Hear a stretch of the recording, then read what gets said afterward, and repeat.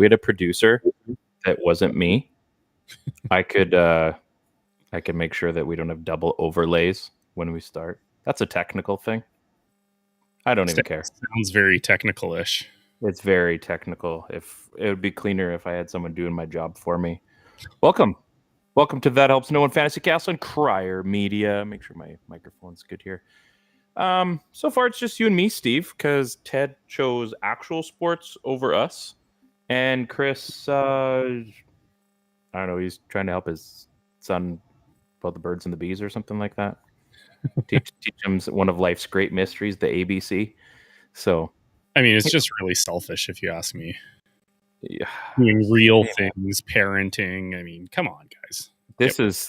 We're talking about fantasy football, fake football, and you're doing real life things. So that's fine. Well, we got an open invite for the rest of the show. We had to do it on a Monday, which we don't normally do.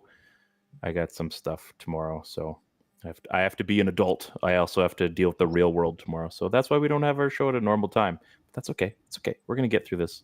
We actually have stuff to talk about, so that's good. This Monday Night Football game has been a defensive juggernaut on both ends of the ball. And by that, I actually mean both teams suck tonight, and be thankful that there's at least 15 points aside. I don't know. Has there been Denver just scored, so... Who was the lucky person?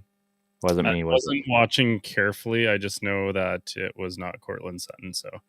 It was also not Jaleel. It was... Oh, wait. It says on my screen they still have the ball. Is that true? Okay. No, I think they got a 2-point conversion, and yeah. I need 22 more yards or a touchdown from Jaleel McLaughlin. I've never thought I'd say that in my life. The fact that I mentioned in our group chat right before, had I started Rondale Moore, I would have already won. What does that tell you? I mean, it tells you that there's always weird things that go on in fantasy football, but every once in a while you get across one of these games where you're like, come on, Jaleel McLaughlin. He's touched the ball like 5 times today. Yeah, what did you need, like 5 points out of him? No, I needed 32 yards of any variety. 32 yards. Catch, pass, rush, touchdown. Touchdown obviously cements it, but... Well, what you need to have happen here is you need the Broncos to get the ball back, and they need to run the clock out, not with Javonte Williams. No, they won't do that. Look, I'm telling you, man. No, they won't put Javonte. They won't put Javonte. That's what I'm saying. They won't put Javonte in. That's my point. So it's possible still. So it's just, and it's not like, the thing is, I need this win because the guy in our league that I'm tied with lost this week. So this would be my week to separate the two of us, and I actually then hold the 6th playoff spot. So, is this in your... This is in Whistleblowers. Oh, I thought we had eight spots. 6. Or is it just 6? Oh, okay. Yeah. So like, you're right on. I'm right on the bubble. Like, this is... I don't need this week, and I can keep playing. We'll be tied still, but I do need this week. I need to have a little bit of breathing room. At least if I lose next week and he wins, then we're back to even. So, well, I don't like the looks of your matchup here. And if you were following along closely, our buddy Nick and Andrew here, they're squaring off. It's 103.66 to 103.24. Oh no! And Nick has Dalton Kincaid still. Oh man, so he basically needs 5 yards. He'll get that. He'll get that probably by the time we're done the show, if not. Yeah. Now, Dalton Kincaid's automatic tonight. Oh my gosh, what a cool play! Sorry, I am on the side here. I have James Cook as well. I can't stream this downstairs, so apparently Wi-Fi down here only works for the laptop. He fumbled the ball. It bounced right back to him, and he just kept running as if nothing happened. It literally bounced off the ground and to him. I love it. Sounds like a decent running back. Yeah. Sounds like a decent running back. So we got lots to talk about. We've nicknamed this the return of PPR points. And because I'm a little bit slow to the draw today, PPR means points per reception, in case you guys didn't know. Oddly enough, we've never done that in our league. Eh? It's just, I mean, maybe we change it up next year. I don't know. I kind of like it. I'm in 3 different football leagues. One's a full PPR, one's the split, as we like to call it in half PPR terms. Yeah.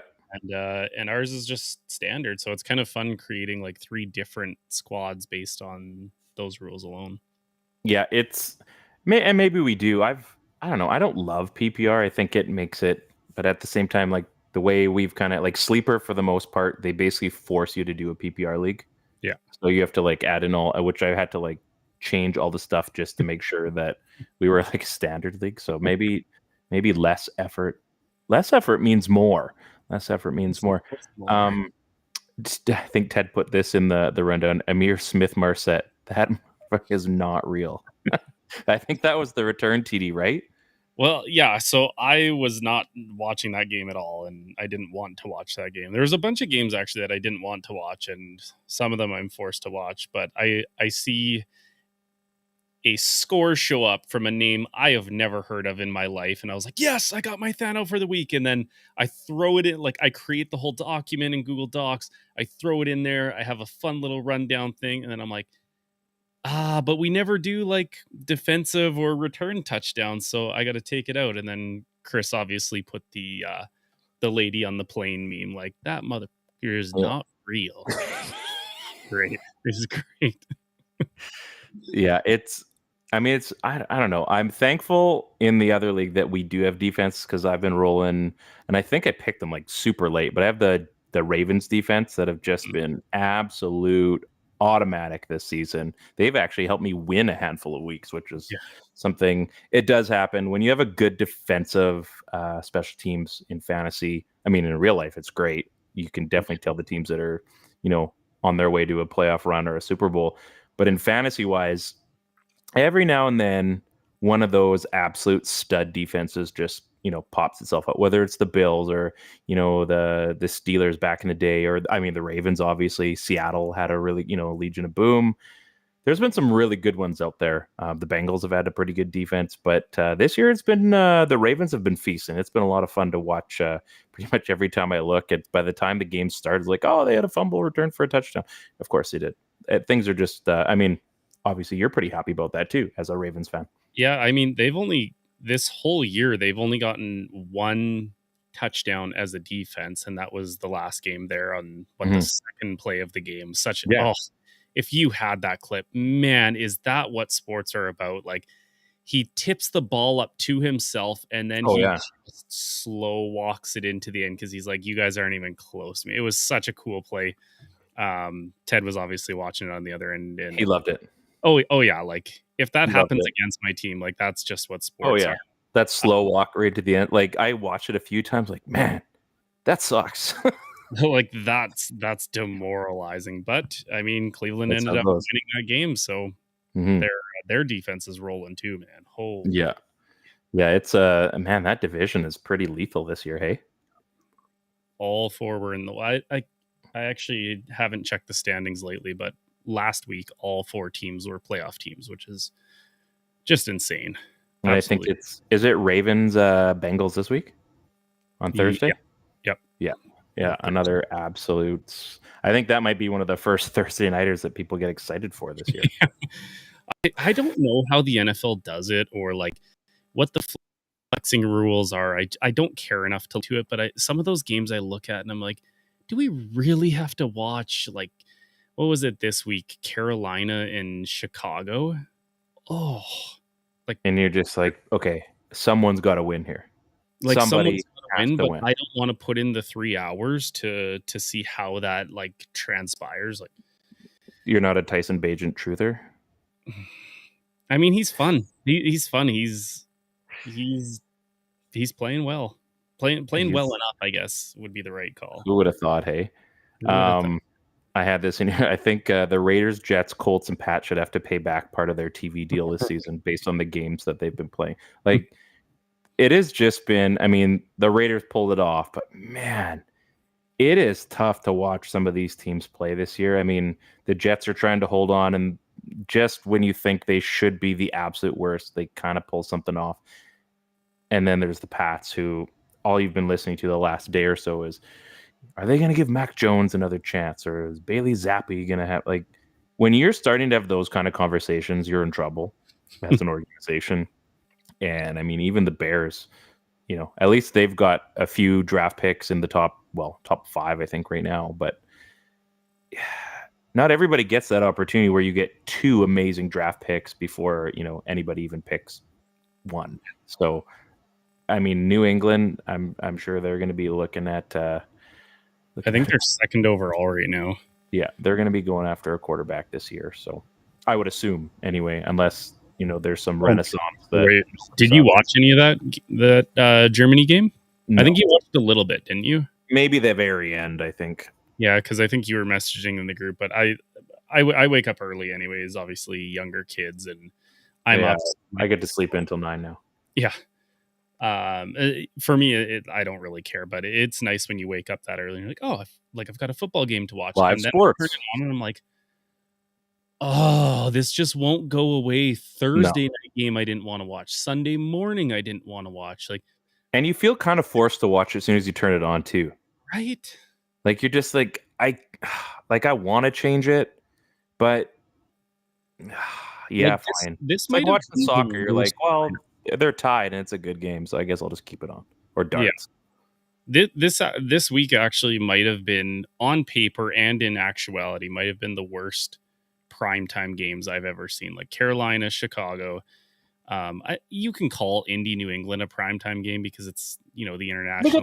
But they have the history too. I mean, unfortunately, it's not the same 2 guys, but I think they're just playing on it, probably more as fan bases, I think. And then you got the Jets and Raiders, and now, I know Buffalo's supposed to be good this year. They're struggling, but, you put Denver in a primetime game. Are you crazy? Because they're still hoping on Russ. They're still hoping on Russ. Like, I was joking in the rundown. So, if the Bills make the playoffs this year, does Josh Allen get comeback player of the year over Aaron Rodgers? Just the fact that he managed to lose himself and figure himself out in the same season.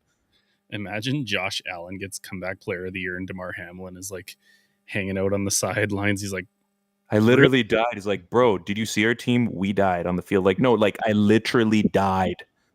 On the field. You saw me. Everyone cried. Like, man, you've seen our team. Josh, let me tell you, man, I literally died. He's like, yeah, but it's all about the team, okay? Did you see us in week 8? We were horrible. Like, I'm not even going to go there. Actually lose ratings for that clip. Yeah, people might not want to hear that. And then finally, before we get to THNO here, the New York Giants. I saw an interesting tweet today about Eli Manning that, I mean, where'd it go? That I think a lot of people would be interested to know about. So since Eli left in 2017, is that right? Sounds right. The Giants have had 7 quarterbacks, including our boy Tommy DeVito. Oh yeah, I forgot Tommy. He set an NFL record, eh?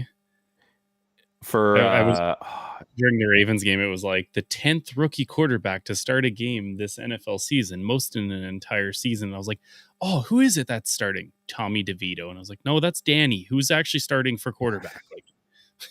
Here we go. Here's the tweet. So, we all joke about Eli Manning, his durability, and he's a mouth breather, and how he didn't deserve either of those Super Bowls. But then you look, and they've had Daniel Jones, Geno Smith, Colt McCoy, Mike Glennon, Jake Fromm, Davis Webb, Tyrod Taylor, and Tommy DeVito since Eli retired. That is horrible. That's just one team, but we joke. Like I said, we joke about Eli, but I mean, I guess maybe there is something to be said for having a guy that's durable, and he definitely took a beating. He wasn't bad. I think obviously one thing that goes against him is Peyton's his brother.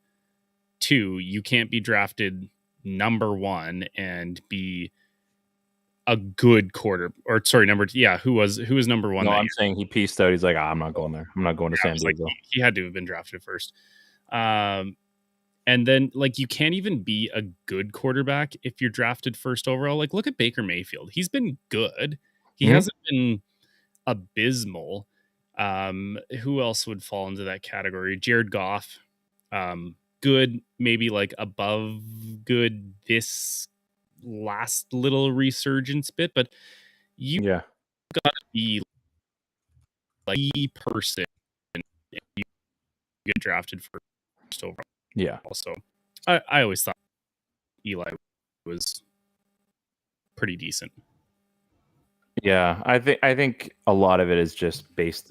I mean, reverse nepotism, I guess. But I don't know. Eli was always like that guy. Like he was kind of like, it's kind of like a Dak Prescott or a Tony Romo. Like these guys that get super hyped up and then they do well for a little bit and then they fall back and then they're always trying to fight back to what they should have been, I guess. And then they never quite get to that. And everybody's like, well, maybe now, well, maybe now, well, maybe now. And it just never happens. And I mean, you could probably throw Phillip Rivers into there, I'm guessing, too. It's just Eli Manning is Eli Manning. And so like if you go look at Rivers' stats, he was well better than good. I don't know how to explain. Like he wasn't great, he wasn't dominant, but he was really, really good. He just never looked good. It was that sidearm. Well, that's what I'm saying. Like, yeah, but like his stats cemented into that though. He was really good. Yeah. Oh yeah. I mean, I love Phillip Rivers. I thought he was fun. Tony Romo, pretty much right where Eli is. Yeah.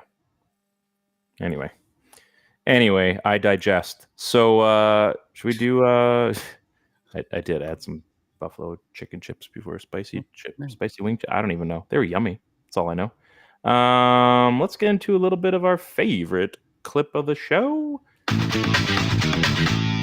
THNO Stars with Jody Fortson is brought to you by Kelly O'Brien's Kelowna. Now, I got to find out if these Kelly O'Brien's gift certificates are eligible to be used elsewhere in the province, because there's other ones. Like if they're paper ones, only good for Kelowna, then yeah, we got a little bit of a problem, and we're going to have to heal that. But we also need everybody to follow along on our YouTube page. Go check it out. We need one more subscriber, and I put them away. I got a hard line. I'm not going to give on it. We need one more subscriber. We can make it happen. But until then, tell your mom to subscribe just so we can give them away. I don't even know if my mom is subscribed to YouTube. No, I just meant whoever's subscribed right now, just get your mom to subscribe. Mm-hmm. Get your dad, get your brother, sister. Anybody. Dog. I don't care. Exactly. And we're also on Twitch. We're on the Crier Twitch. And then, like I said, our YouTube. So come along. If you guys got any questions still, I mean, hey, there's going to be fantasy questions out there. I talked to Jim today, good friend of the show, Jim Coventry.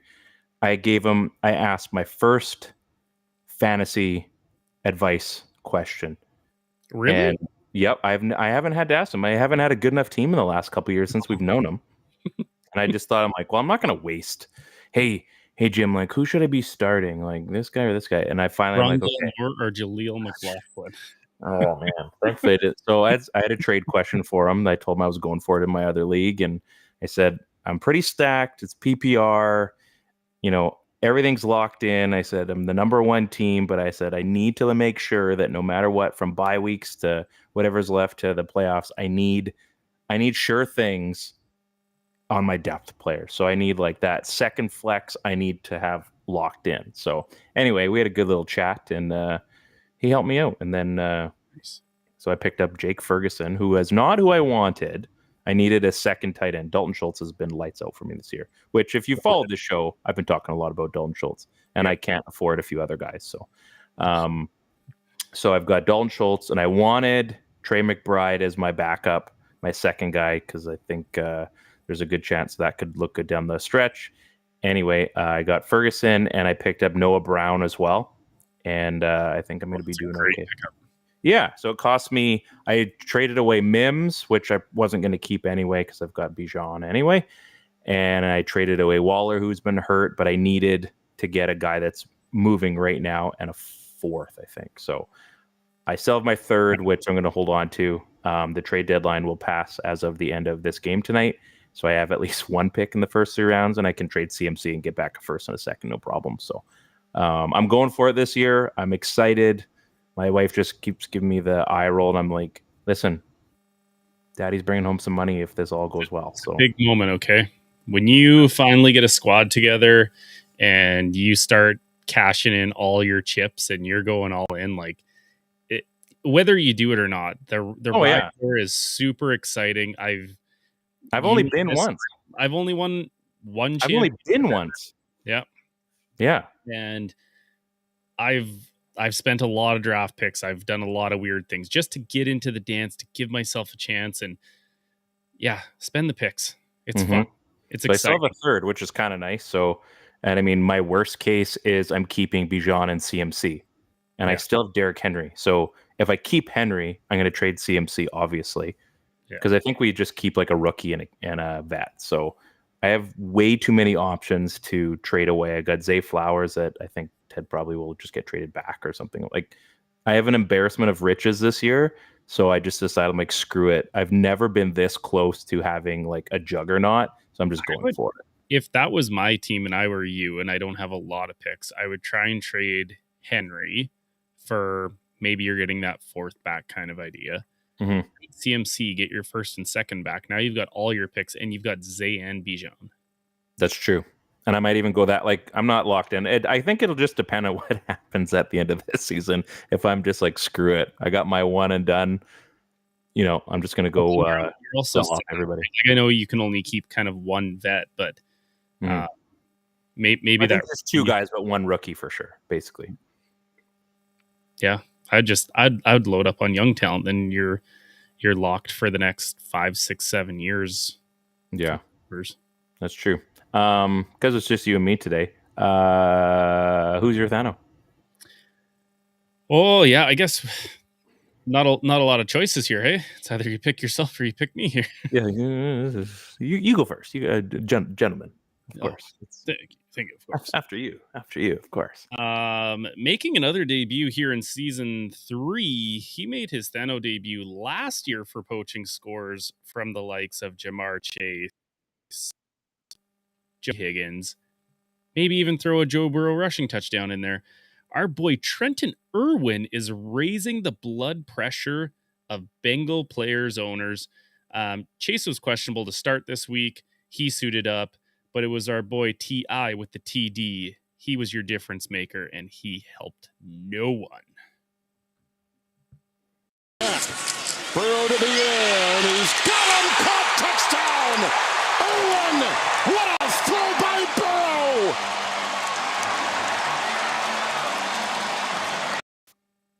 Man, they should have just cranked Foo Fighters when he scored that one. Like, that was a crazy throw too. Great throw, great just go route on the sideline there. There's a little fun fact. Our league, we like to talk a lot of trash to each other. Buddy Kyle picks up Trenton Irwin the morning of the games, drops Royce Freeman.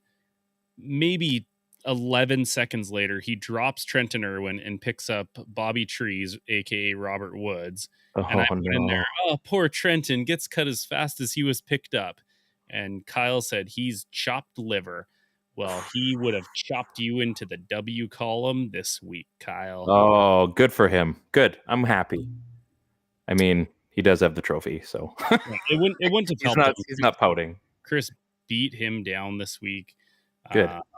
So it wouldn't have actually helped, but it's kind of fun to think. That's awesome. That is awesome. You know what?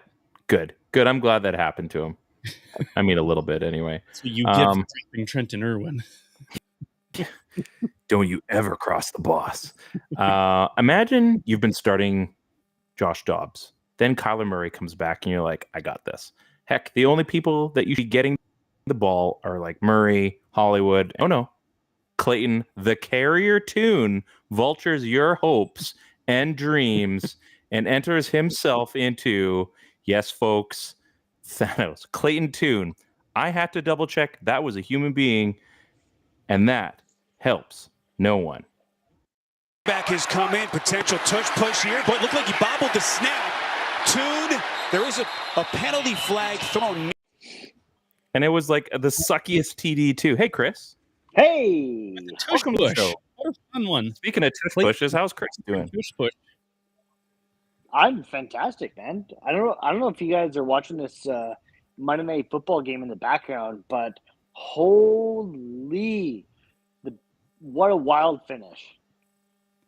The Bills lost. Did the Bills lose?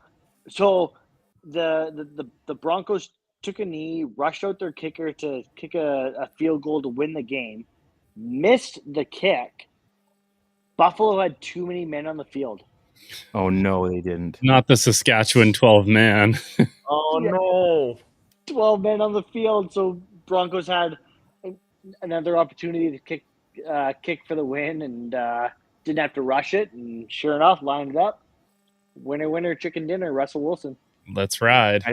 And you just picked him up too, which I would say you probably should be regretting, but I guess he's available. I don't have very good quarterbacks on my team, and Wow. and Derek Carr is on a bye next week, so I like had the to do fact that something. that's your upgrade. Yeah, that's my upgrade. Things aren't very good, so I'm going with Russ. But Russ is awful. I'm going with Russ. All right, that works. I mean, that's something you can do. Mr. Unlimited. Yeah, now that I've seen that was the first time I'd ever seen that when you show it, and I can't stop thinking about him. Like, he's so cringy. It's awkward. You can't unsee it now. Mr. Unlimited. Did you see the when he signed the extension with Seattle? Did you see the video of him in bed with Sierra? No. Oh man, I'll send that one to you later. Is this like public? Yeah, consumption or like yes, OnlyFans or no? So I don't know what was better. So he put it online. It was like, hey Seattle, we got a deal, and it was like that was it. And he was in bed, and then Tyler Lockett and DJ Fluker remade the video, and it's like Tyler Lockett being, hey Seattle, we got a deal, and then like DJ Fluker like lifts the covers off his face, and they're just laughing. It's so good. We're gonna need to see that. You must have been watching. You. You must have been watching the show, Chris, because you came just at the right time. Was my timing perfect? Yeah, it's almost. You know what? It was perfect because we were rolling. That's why I'm the star of the show. That's so much back. Like, I'm logging in with my iPhone 6. Yeah. Welcome to the show. So who's your THNO this week? So I'm going with. Of course, guys, it's a That Helps No One classic. We have a fullback. We have a 0 rostered, 0 started. None other than Kyle Juszczyk of the San Francisco 49ers. Last week, of course, I said, pick up Elijah Mitchell, get CMC's handcuff. It's handcuff season. My wife still hasn't lent me her handcuffs to show them off. Are they fuzzy or real ones? My wife's sitting right beside me. Are they the fuzzy kind or are they the real ones? Oh, they're so fuzzy. Oh, cool. What color? Yeah. Purple. Nice. That's a great choice. She's sitting here being like, you wish. Actually, she said purple. She actually said purple leopard. Oh, nice. Maybe you can get some Mickey Mouse ones when you're down at Disneyland. Maybe I can find some Mickey Mouse handcuffs. Handcuff those fingers too. Like the ears are the handcuffs. Yeah. Wow. We've just ruined kids forever. Yeah, I don't think I can go back there now. Anyways, the juice is loose, fellas. Whether it be orange juice, cranberry juice, pineapple juice. Hey, load up on that pineapple juice, fellas. I hear the ladies love it. Kyle Juszczyk. That helps no one. Fake it to him here. Purdy on the roll. Has Juszczyk wide open. How about a fullback touchdown? How about a fullback touchdown? Wasn't even a 1 yard, just punch it in from the goal line. Remember when Kyle 20-yard reception touchdown from a fullback? Like, what is happening? Remember when he was a thing? Remember when he was like decent? That you could start him and now he's, did you say 0%? 0-0, baby. Oh man, that's awful. Well, I guess that does help no one. Who do we got left? We got Ted's. And his exact words, I said, Ted, who's your THNO? And he made sure to just put in Lawrence Cager. No, no description, The Cager Rager. The Raging Cajun. Let's just look at the clip. Maybe we'll find out why this helped no one. I don't know. Oh, you gotta give me a chance. Throw it outside to Cager, who is going to be in for the score. Yeah, I get it. Pretty hit. Double THNO. Tommy DeVito, who finished the game with 37 yards passing to the Cager Rager. Let's go, baby. What did Russ finish with tonight? I don't know. He had a good game. 38 yards? Physical game. Yeah, I don't know. Are you talking fantasy points? He actually had a decent week. Did he? Well, he touched that Portland. Russ ended up with 24 for 29, 192 yards and 2 touchdowns. It's on my screen. Thank you, TSN, for that. No free ads. No free ads. Yeah. Good for him. I mean, that Cortland said, did you guys see the Cortland Sutton pass? The stat on that? Russell Wilson special. The improbable. It was like 3.2% in probability or something like that. Yeah, the lowest probable catch in the StatCast era. Yeah. Which I don't know how long that is, but it feels like a while. Yeah. Okay, fellas, I better go pack. Thanks for joining us, Chris. We appreciate you joining us on your iPhone 6. Hey, I just came in here to add my clip of the week, and I can't wait to see it on Twitter. Is that it? I feel like you're going to continue that sentence, but that didn't happen. Didn't happen. Okay, get out of here. Go away. For me. Bye. Cuffing up. Well, that was Chris, folks.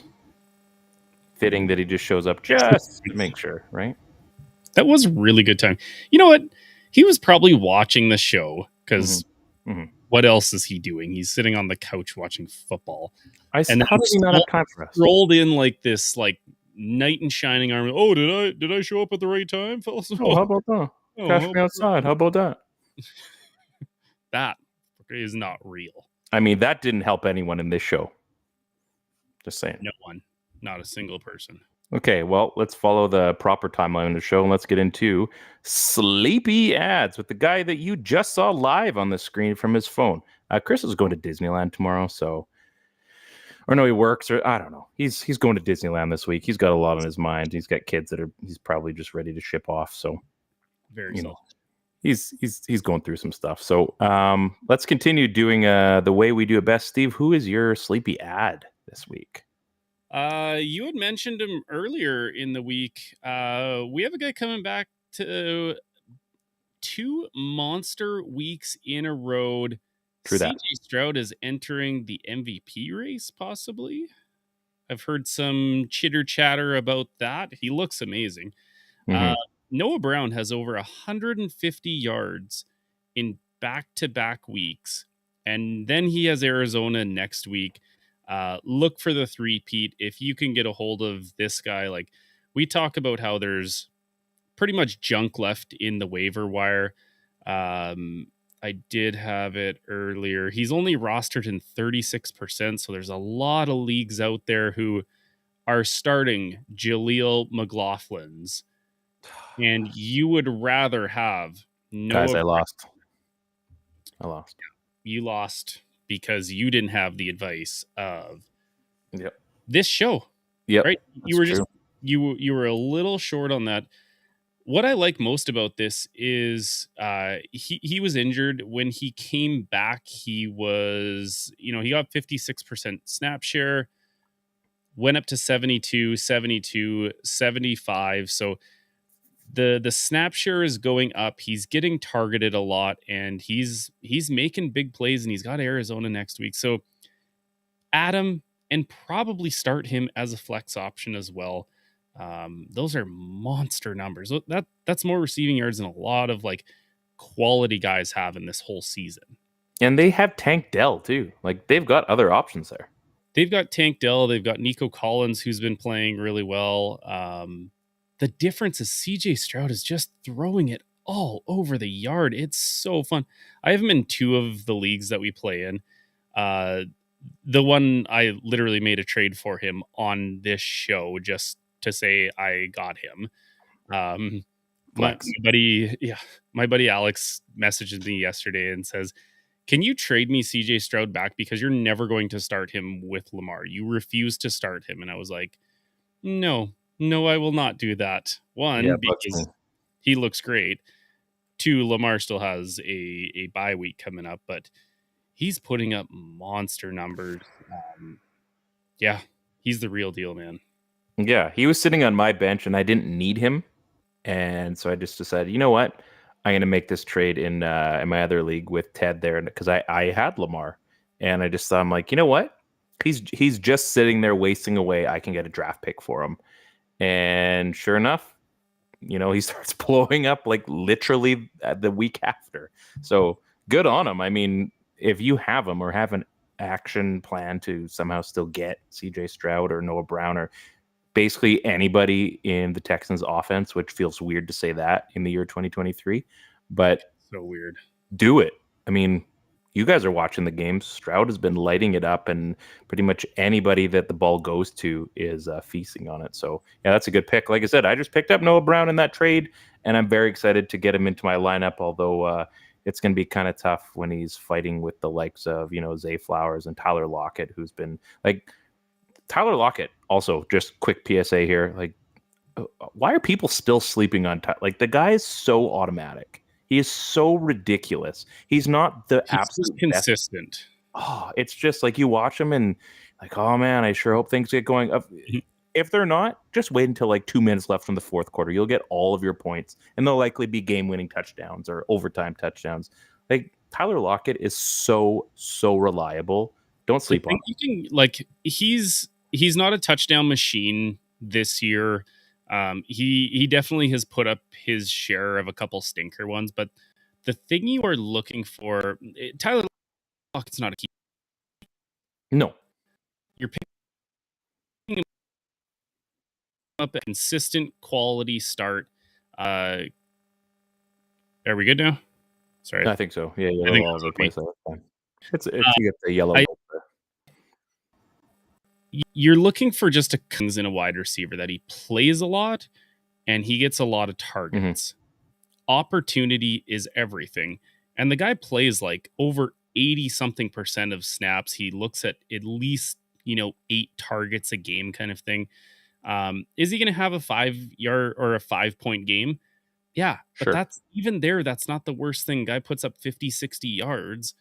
That's quality. Like, he's not putting the bagel boy up. He's not putting a minus week up. So he's a reliable target. He's reliable. Mm-hmm. Speaking of reliable, I can't believe that I might even be saying this. Maybe. I'm not sure yet, but maybe. The Cowboys' offense is offensive. Jake Ferguson, CeeDee Lamb, and you're hoping Pollard will bring you points. Even in garbage time, Uncle Rico put up numbers that are shameful to the fantasy community. At him. If anything happens, I'm talking about Rico Dowdle. Yep, he almost was a THNO this week. if we had one more person on the show, it likely would have happened. If anything happens to Pollard, Uncle Rico has 2 10-plus point fantasy games this season. Yes, early on against Arizona was his other one. He had one this past week. I'm ashamed for even telling you this, but you probably should be adding Rico Dowdle. 6%.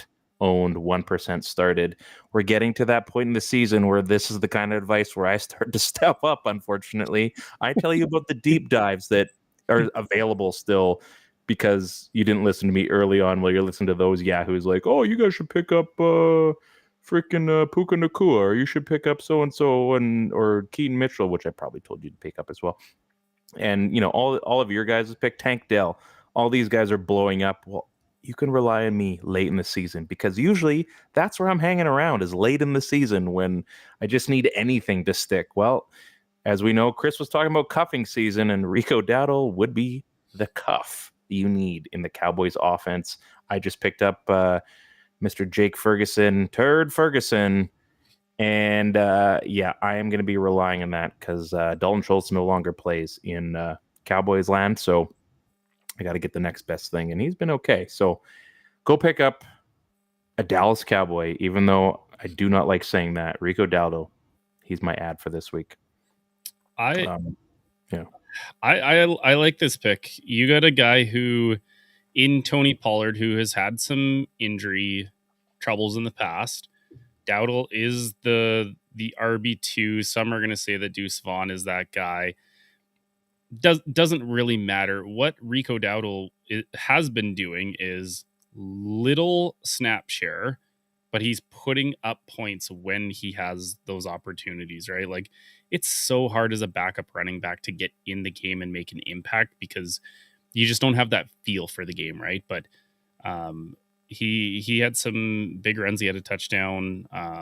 He's got an easy schedule coming up too, like 3 weeks. There's a couple tough ones in there, but when it matters, yeah, he's going to have some decent matchups. It's just, you're literally looking at like a Tony Pollard clone too. So if anything happens to Pollard, like, they're just going to throw him in there. And he's cheap.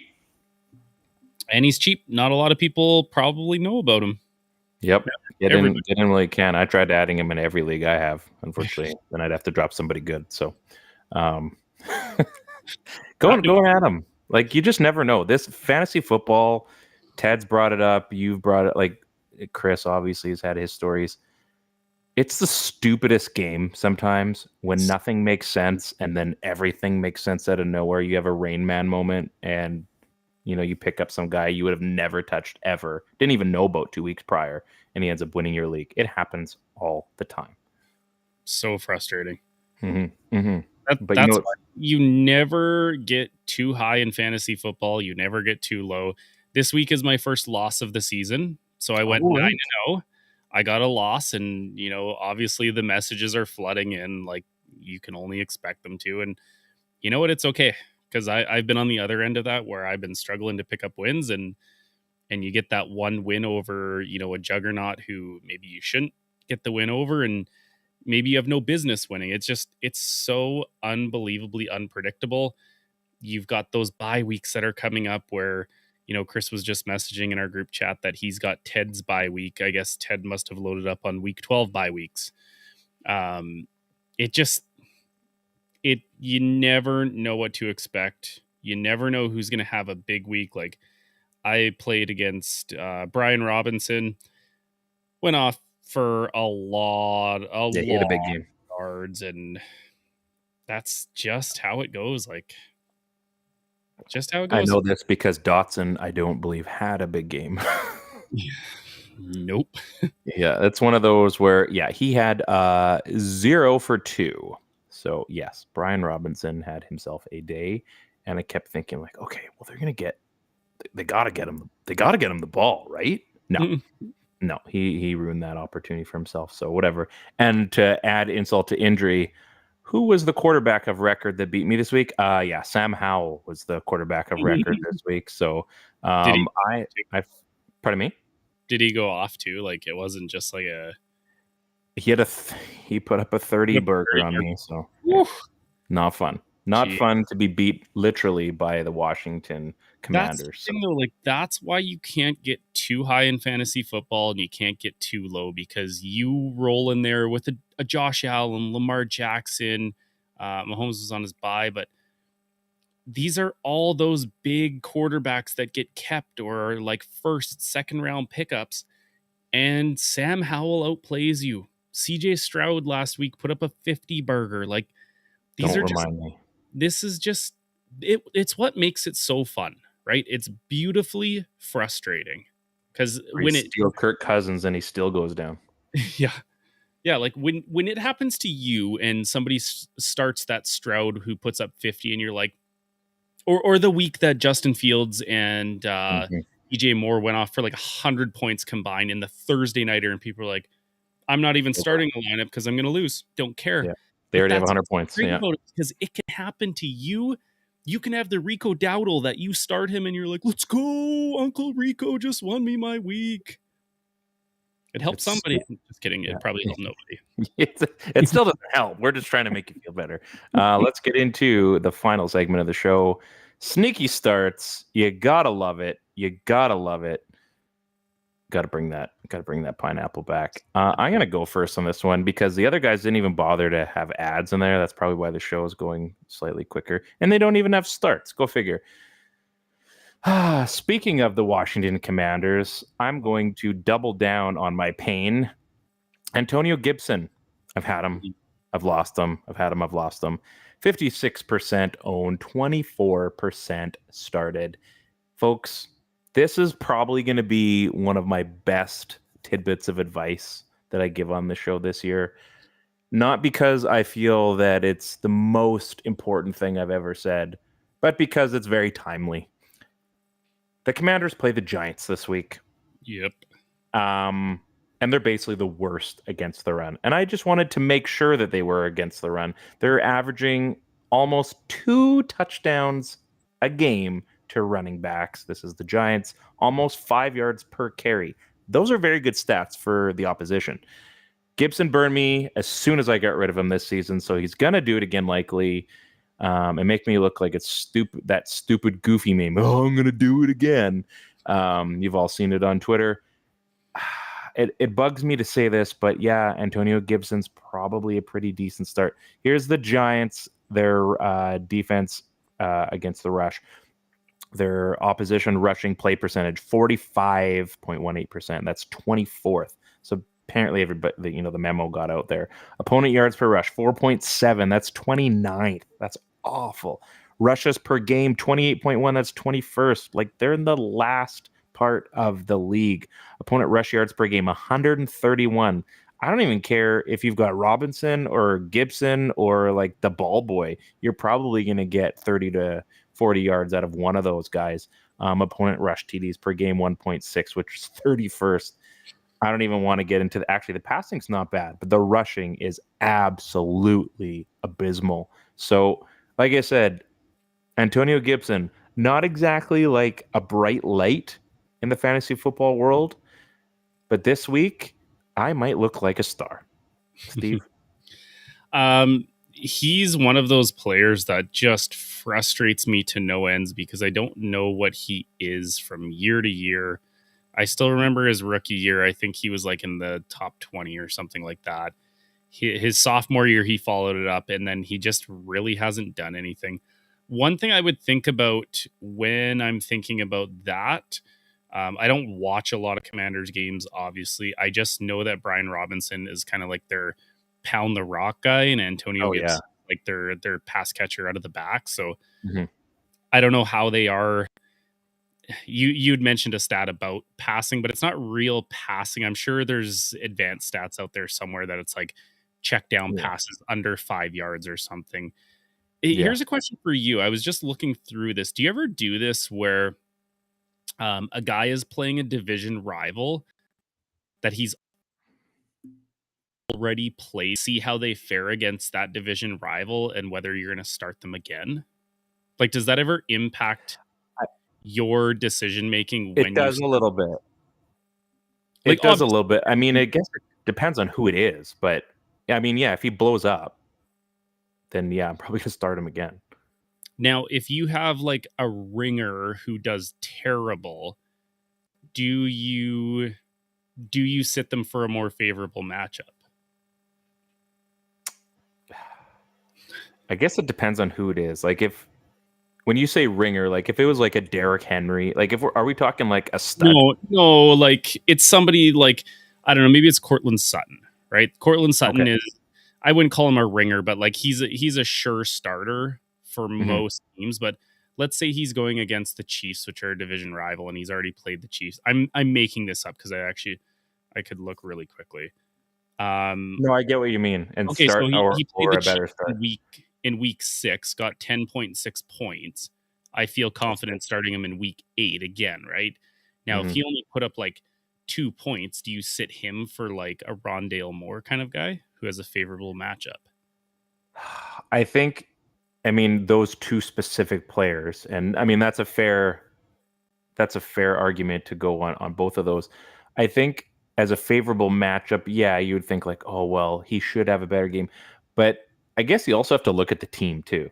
I mean, both of those offenses, you're thinking like, okay, like Arizona's finally starting to do something.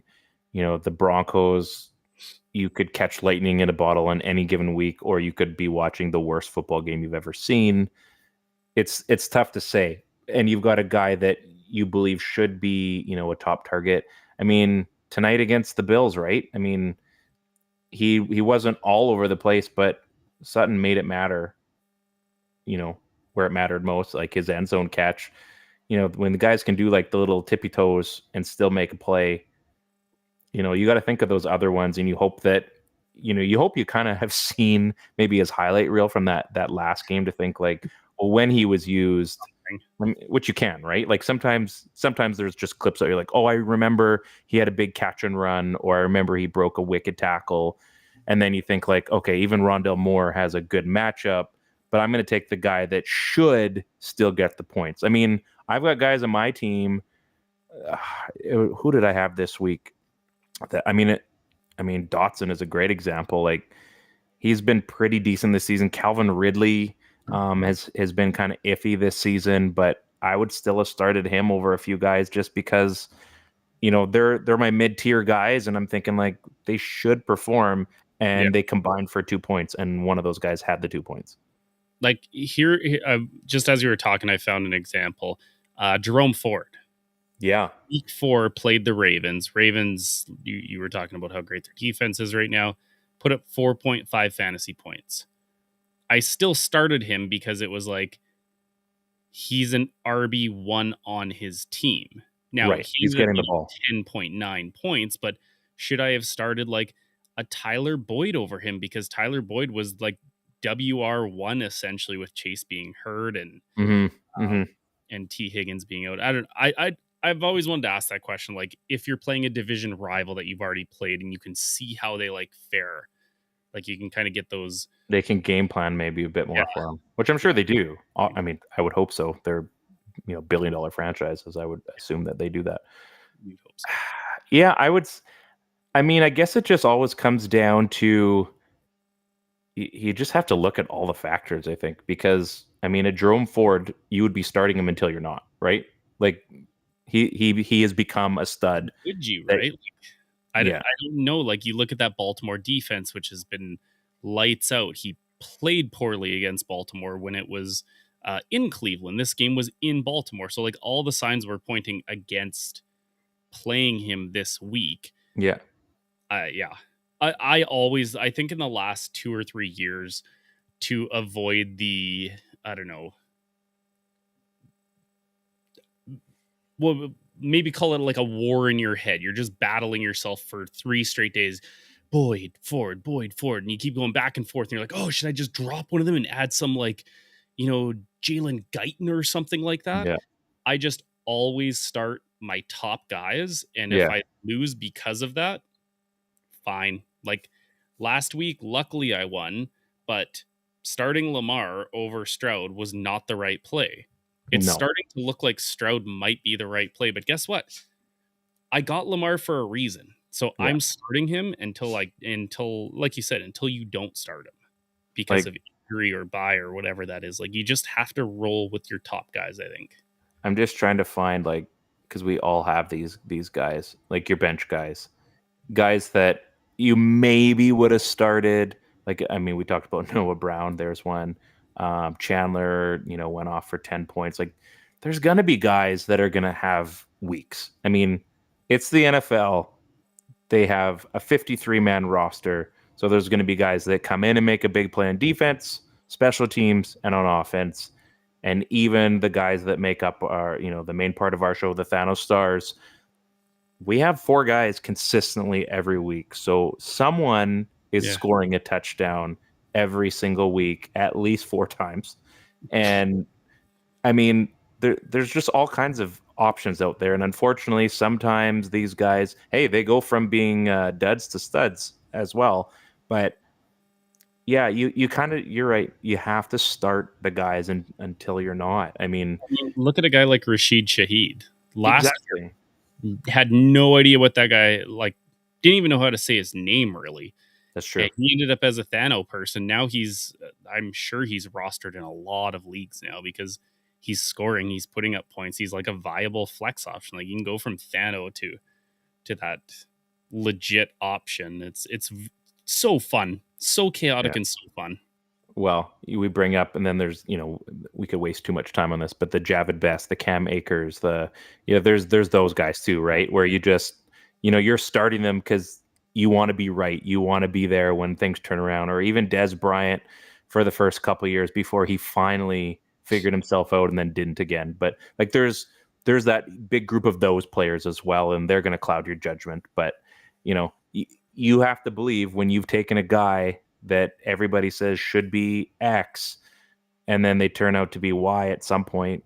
You can't help yourself. Like, you believe you're right until you're not. So anyway, who's your starter this week?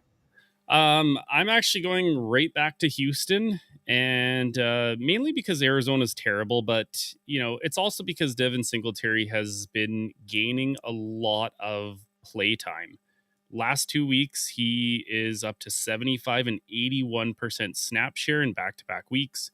Can't remember what week it was, but I think he might have been an ad for me a while back because Dameon Pierce just hasn't looked good and was losing the snap share.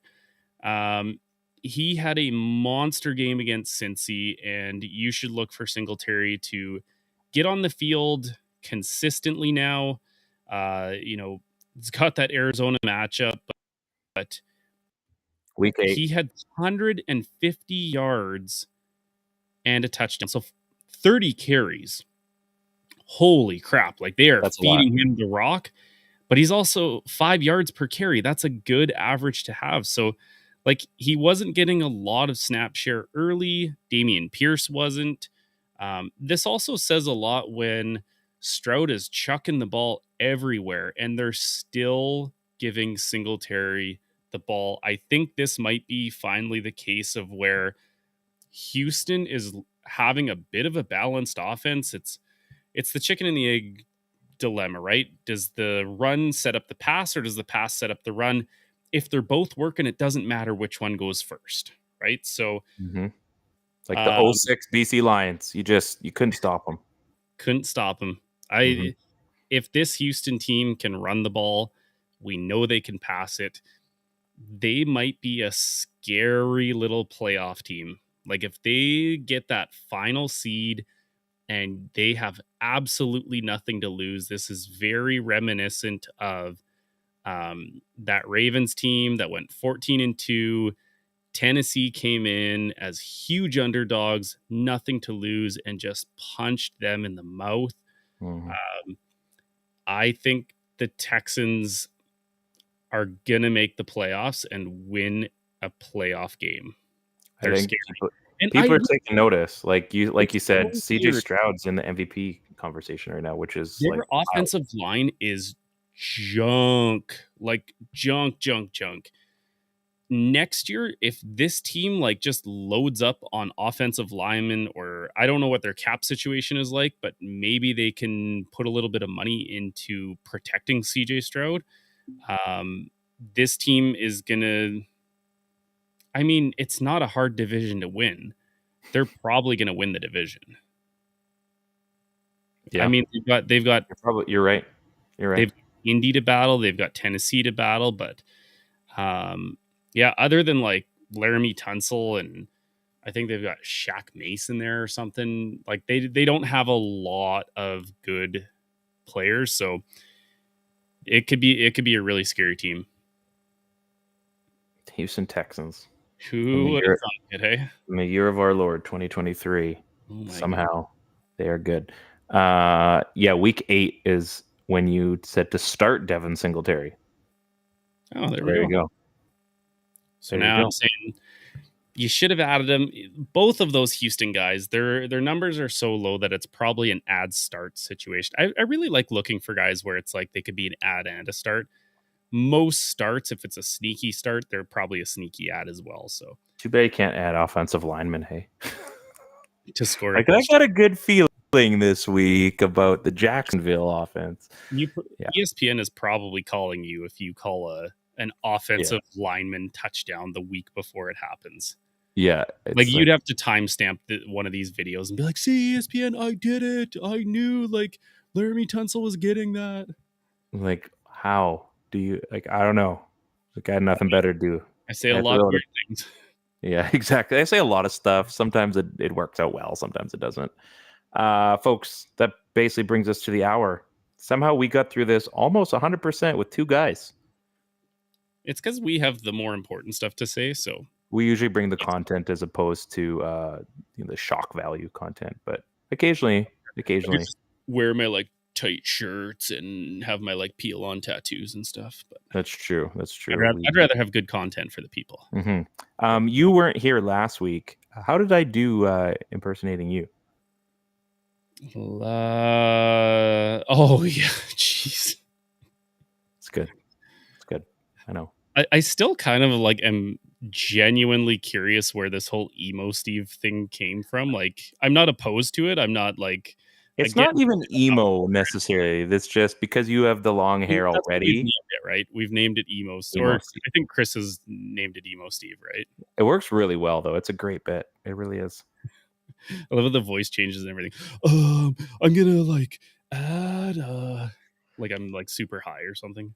Something like that. I'm not sure. We just make it work, and the other two idiots seem to laugh, so I just keep going until they stop. So it's an easy crowd to please around here. So we should do a theme week one of these weeks where we all have to like draw the name of somebody else, and we all have to like. That's a good idea. Our segments. Please don't give me Chris. I don't think I'm allowed to have Chris. we could probably figure that out. It'd be fun. That's pretty much it for this show. We got through it in one piece. Nothing broke, I don't think. Everyone maintained their internet connection, so that's always good. We're going into week 11, folks. Week 11 of fantasy football and real football. Week 11. There's not very many weeks left. Looks like we're going to have Jim in December. He's got a busy go of things, and we're busy as well. That being said, by the time our next show goes anyway, we're already, almost done November. So don't worry. And I got some special stuff planned for that show. Let me tell you, super secret. Nobody knows. It's going to be awesome.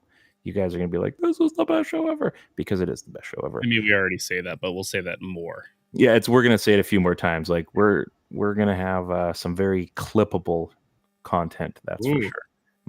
I can't wait. It's going to be good. I've yet to strike out on our intro videos and our extra stuff. So believe you me, I got something planned. Steve, thanks for coming by. This is a lot of fun. Always talking football with you. No trades this time, so that's okay. You know what? I can't throw it around frivolously, but anytime that you guys need a live on air trade, I will try to make something happen. Appreciate that. Yeah. On behalf of the once here and now once gone, Chris, we've got Steve. I'm Ryan. This is That Helps No One Fantasy Cast on Crier Media, the fantasy football show of the network, and slowly climbing the ranks to becoming one of the best fantasy football shows on the interwebs. I mean, you're gonna have to look to prove that, but just trust us on this one. Yeah.